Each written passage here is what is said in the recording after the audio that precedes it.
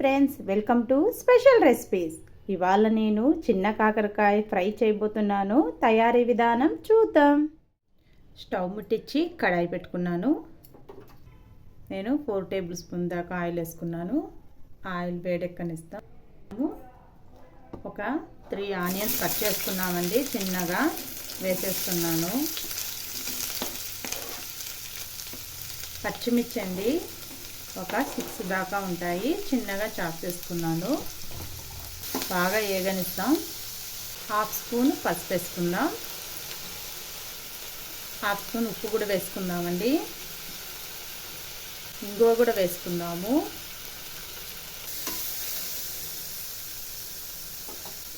జీరోలో పెట్టి మగ్గించుకుందామండి. ఒకసారి కలుపుకుందాం. మూత పెట్టి మగ్గించుకుందామండి. మూత తెచ్చి చూద్దామండి. ఆనియన్ పచ్చిమిర్చి బాగా మగ్గిపోయింది. ఎర్ర కావాల్సిన పని ఏం లేదండి. చూడండి, నేను కాకరకాయలని కొంచెం ఉప్పు వేసి హాట్ వాటర్లో లైట్గా ఉడికించుకొని పెట్టుకున్నాను, ఏ స్టేజ్ వచ్చేంత వరకు. ఇప్పుడు ఇవి కూడా వేసేస్తాం.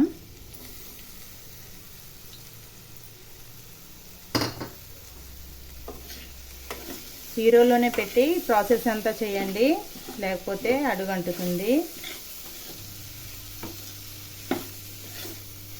ఇంకొక 5 నిమిషాలు మగ్గనిస్తామండి. మూత పెట్టేస్తాం.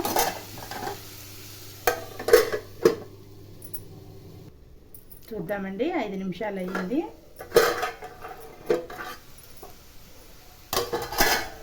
బాగా మగ్గిందండి.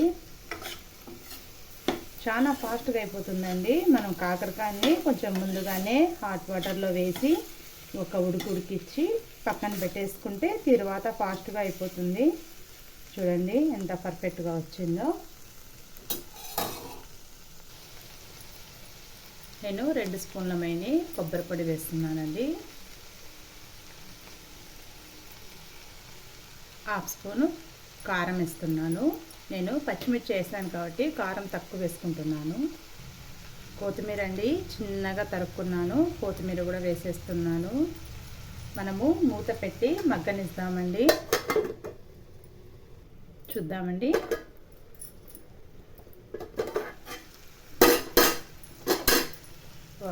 బాగా మగ్గిపోయింది.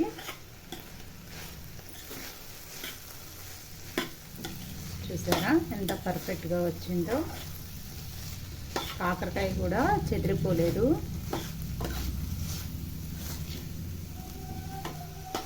చూడండి ఎంత పర్ఫెక్ట్గా వచ్చిందో. చూసారా ఎంత నీట్గా వచ్చిందో. కొబ్బరి పొడి కూడా లైట్గా వేసాను కాబట్టి బాగా టేస్ట్ ఉంటుంది. ఎక్కువ ఆయిల్ వేసినా అబ్జర్వ్ చేసుకుంటుంది. చూడండి, నాకైతే ఉప్పు కారం అన్నీ పర్ఫెక్ట్గా సరిపోయాయి. మీకు కానీ ఈ స్టేజ్లో ఒకసారి టేస్ట్ చేసుకోండి. ఏమన్నా ఉప్పు కారం తక్కువ ఉంటే వేసుకొని ఇంకొక 5 మినిట్స్ మగ్గించుకుంటే సరిపోతుంది. చూడండి, చిన్న కాకరకాయ ఫ్రై చాలా బాగా వచ్చింది. మీరు కూడా ట్రై చేసి నాకు కామెంట్లో పెట్టండి, నేను రిప్లై ఇస్తాను. మీకు కానీ వీడియో నచ్చితే లైక్ చేయండి, షేర్ చేయండి, సబ్స్క్రైబ్ చేసుకోండి. పక్కనుండే బెల్ ఐకాన్ని క్లిక్ చేయండి. Thank you for watching.